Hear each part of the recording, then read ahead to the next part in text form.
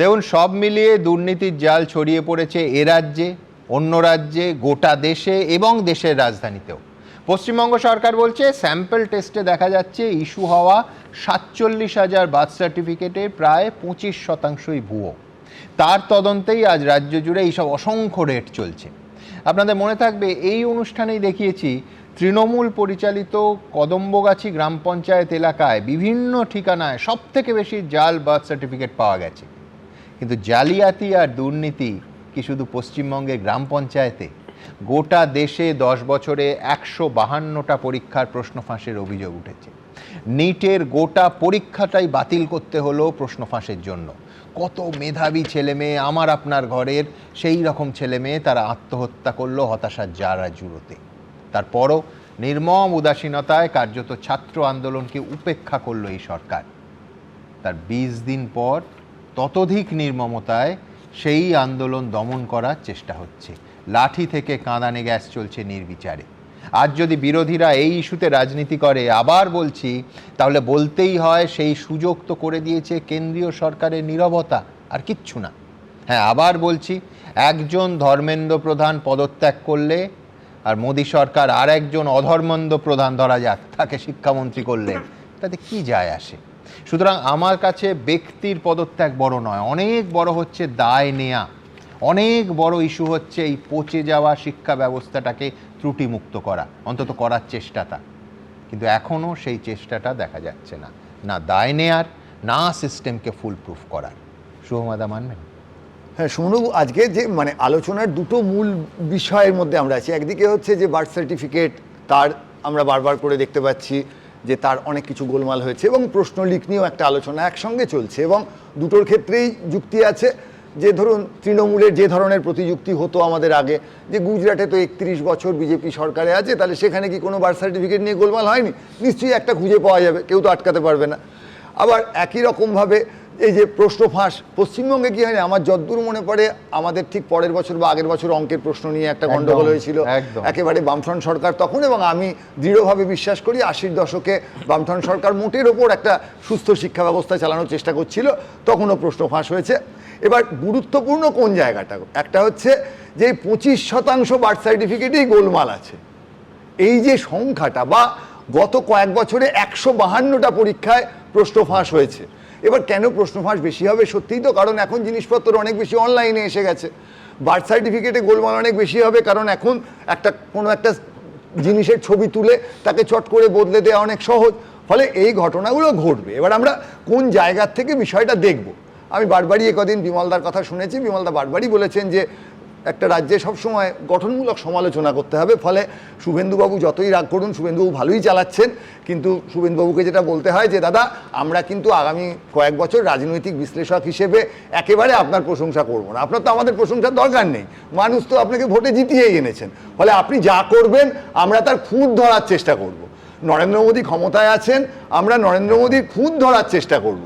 এখন আর তৃণমূল নিয়ে এই যে প্রত্যেক দিন একটা করে বড় রচনা লেখা, তৃণমূলের দুর্নীতি সম্বন্ধে যাহা জানো লিখো সুমনবাবু, আর কত লিখবেন সবাই জানে। ফলে তৃণমূলের দুর্নীতি নিয়ে আশা করব বিজেপি কোনো হোয়াট অ্যাবাউটিজম করবে না। সকলেই জানে যে বিজেপি সংগঠন ভিত্তিক দল, তার পেছনে একটা RSS এর মতাদর্শ আছে। তারা সাধারণভাবে কংগ্রেস যখন চলে গেছিল দুর্নীতির বিরুদ্ধে, সেই জায়গায়। ফলে আজকে বিজেপির বিরুদ্ধে আমাদের বক্তব্যটা কি হবে, যে দেখুন আপনারা যখন এই ধরনের বার্থ সার্টিফিকেট নিয়ে আলোচনা করছেন, এমন হতেই পারে দেশের কিছু ভালো মানুষও আছেন যাদের সত্যি বার্থ সার্টিফিকেটটা হারিয়ে গেছিল। ফলে বিজেপির যারা সরকারে, তাদের আমরা কোথায় ধরবো, যে উল্টো ভুলটা করবেন না, জোর করে ঘেঁটি ধরে কোনো একটা সত্যি ভারতে জন্ম তাকে যেন বার করে দেবেন না। এবং আমার ধারণা এখন যে বিজেপি সরকার আছে তারা সবে 2-2.5 মাস ক্ষমতায় এসেছে।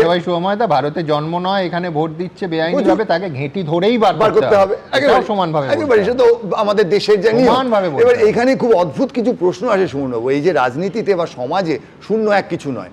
ধরুন বাংলাদেশ থেকে কোনো এক মহিলা গোপনে ঢুকে পড়লেন ভারতবর্ষে, তারপর কোনো এক উপন্যাসের চরিত্রের মতো একজন হিন্দু, তিনি ধরা যাক মুসলমান, কোনো এক হিন্দু বিজেপি সমর্থকের সঙ্গে তার বিবাহ হলো। তার একটি সন্তান হলো, এবার দেশ তার মতন করে ভাববে, তার ছেলেপুলে হলে তাকে ভারতের নাগরিক করবে কি করবে না সেটা সেটা তো সময় সাল সব দেখতে হবে। দেশের যে নিয়ম আছে, পাসপোর্ট, তার যে ডকুমেন্ট, আইন আছে, এই ভারতবর্ষেই আছে, একেবারে দেশ সেই অনুযায়ী ভাববে এবং সেইখানে কিছু মানুষ বলবেন রাষ্ট্র একটু সমবেদনা দৃষ্টিতে দেখো, কেউ বলবেন না এটা করা যাবে না। সারা বিশ্ব জুড়ে দক্ষিণপন্থী বামপন্থী রাজনীতি, তার ভাবনা। নরওয়েতে একরকম বিয়ে করলে এক ধরনের ঘটনা ঘটে, আমেরিকা এক ধরনের ঘটে, ভারতে এক ধরনের ঘটে। অন্য জায়গায় শুভেন্দুবাবুর কাছে যে বিষয়গুলো আমরা বারবার বলবো না, তিনি সদ্য ক্ষমতায় এসছেন, আর নরেন্দ্র মোদীরা কিন্তু এবার তৃতীয়বারের ক্ষমতায়। ফলে এই যে ইন্টারনেট এসছে, সফটওয়্যার এসছে, এর যে কি গোলমাল হতে পারে, এই যে সিবিএসইর খাতাগুলো মানুষের কাছে খাতাগুলো না পাঠিয়ে সেটাকে পাতার পর পাতা স্ক্যান করে ফেললাম, কোটি কোটি পাতা স্ক্যান। আরে স্ক্যান করতে গেলে কিছু পাতার স্ক্যানে তো গন্ডগোল হবেই। এবার জেনারেলি কি হয়, কতগুলোই গন্ডগোল হবে না, এন অর্থাৎ পাতার সংখ্যা যদি 1 কোটি হয় আর ভুল হওয়ার প্রবাবিলিটি যদি ভীষণ ছোটও হয়, তখন ওই এনকে পি দিয়ে গুণ করলে হয়তো কয়েক হাজার পাতা ভালো করে ছবি ওঠেনি। এইবার মাস্টারমশাই দিদিমণিরা খাতা দেখতে গেছেন, স্ক্রিনে দেখেছেন, দেখে চেষ্টা করেছেন ঠিক করে নম্বর দেওয়ার, পারেননি, গুলিয়ে ফেলেছেন, কতগুলো কথা হেড এক্সামিনারের কাছ দিয়ে কোথায় পৌঁছেছে, এবার গেছে একটা বিরাট গন্ডগোল। ঠিক, কিন্তু আমি বলছি এটাকেই নিখুঁত করা যেত যদি একটা 2 মাসের ট্রেনিং হতো, একদম। মানে আমি বলছি এই সেন্সিটিভিটিটা তো একটা সরকারের কাছ থেকে মানুষ আশা করে, কেননা আপনার 0.01%ও যে ছাত্রটার হলো, তারা আমি বলছি যে আজকে নিটের যে 20 জন ছাত্রকে আমরা হারালাম শুধু হতাশার জন্য, তার তো জীবনটা শেষ হয়ে গেল। এইখানেই হচ্ছে সংবেদনশীলতার কথা আমরা বারবার আবেদন করছি। সেটা হচ্ছে কি, স্ক্যানটা 2 কপি করে করলেই মিটে যেত। আমাদের বক্তব্য হচ্ছে যে বিজেপি সরকারের প্রথম এবং দ্বিতীয় রাজত্বে কি হয়েছিল, যে এই যে আমরা বারবার বলি না যে যারা দায়িত্বে আছেন তারা কি ঠিকভাবে দায়িত্ব পালন করছেন। শেষ যে কথাটা বলবো, দুটো বিষয়ের আমি বলবো সংবেদনশীলতার প্রশ্ন। একটা জায়গা সুমনবাবু একটু ডিকনস্ট্রাকশনে যাচ্ছি, বিনির্মাণে, সেটা হচ্ছে মূলধারার সংবাদ মাধ্যম। তাদের কাছে বিশেষ করে দিল্লি কেন্দ্রিক মূলধারার সংবাদ মাধ্যম, তারা কিন্তু যদি একটুখানি মাঝামাঝি থেকে নিরপেক্ষ মতামত দিতেন, একেবারে শাসকের পক্ষে কথা না বলতেন, তাহলে হয়তো এই ছাত্রদের আন্দোলন সম্পর্কে বিজেপির সরকার অনেক ভালোভাবে জানতে পারত। এবং দ্বিতীয় যেটা খুব সাবধানে বলতে হবে, প্রথম পয়েন্টটা হাস্যকর, তার কারণ বিজেপি সরকারের রাজধানীতে বসে হচ্ছে, সরকার কি চোখে ঠুলি আর কানে তুলো গুঁজে আছে, তাকে মিডিয়া দিয়ে দেখতে হবে। ঠিক, তার মানে মিডিয়া যে গণতন্ত্রের একটা স্তম্ভ, সে কিন্তু বিজেপি না দেখলেও সাধারণ মানুষের কাছে সেই দেখাটা যদি ঢাকা দিয়ে দেয়। এবং আমি আপনাকে জানিয়ে রাখি, যুগে যুগে এই জিনিস হয়েছে। ধরুন 34 বছরের বামফ্রন্ট সরকার, তারা কি করলো, মিডিয়ার একটা সংবাদ চ্যানেলের সমস্ত দায়িত্ব নিয়ে নিল। এই জিনিস বামফ্রন্ট করেছে, এই জিনিস প্রদীপ্ত তৃণমূল করেছে, দিদি মিডিয়া আর মোদি মিডিয়া তো করছে। কিন্তু আমি বলছি এই ঘটনার সঙ্গে সরকারের দেখা না দেখার কোনো সম্পর্ক নেই, কিন্তু সরকার অসংবেদনশীল আচরণ করেছে, পিরিয়ড। একেবারে লাস্ট যে কথাটা, সরকারেরই একটা অংশ হচ্ছে আমাদের আইনি ব্যবস্থা। আমি বলছি যে সমস্যাগুলো, এই আরশোলা শব্দের ব্যবহার, আমি ছবিগুলো দেখব কি দেখব না, অর্থাৎ সম্পূর্ণ আমাদের বিচার ব্যবস্থার ওপর সম্মান রেখে আমি বলছি সরকার মানে প্রশাসন বাদেও তার যে মূল দুটো স্তম্ভ সংবাদ মাধ্যম এবং বিচার ব্যবস্থা, তারা কি কোনো কারণে কেন্দ্রের এই সরকারের সঙ্গে দূরত্বটা খুব কমিয়ে ফেলছে, যে কারণে কিন্তু সংবেদনশীলতার অভাব হচ্ছে সরকারের। ফলে সরকারকে সতর্ক হতে হবে এবং দেশের অন্যান্য যে অর্গানাইজেশন যারা গণতন্ত্রের স্তম্ভ, তাদেরও কিন্তু সতর্ক হওয়ার একটা দায়িত্ব। আমাদের রাজ্যে নন্দীগ্রামের গুলি চালনাকে সংবাদ মাধ্যমের একটা অংশ এই রাজ্যে সমর্থন করেছে। বকটুইতে 12টা মানুষ জীবন্ত পুড়ে গেছে, এই রাজ্যের সংবাদ মাধ্যম মমতা বন্দ্যোপাধ্যায়কে সমর্থন করেছে।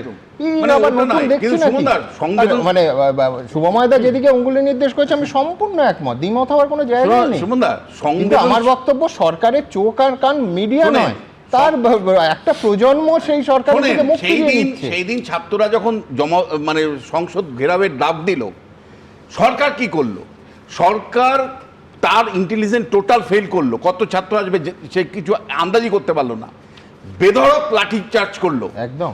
মানে কয়েকশো ছেলে মেয়ে হাসপাতালে, এখনো হাসপাতালে লড়াই করছে। কেউ করলো শুধু নয়, কাল রাত অবধি করেছে, কালকে রাতেও করেছে ধারাবাহিক। এবং শুধু তাই নয়, আমি ইন্টারনেট বন্ধ করে দিলাম, 16টা মেট্রো স্টেশন বন্ধ করে দিলাম, আমি চোখ বন্ধ করলাম, কান বন্ধ করলাম, প্রলয় কি বন্ধ হবে?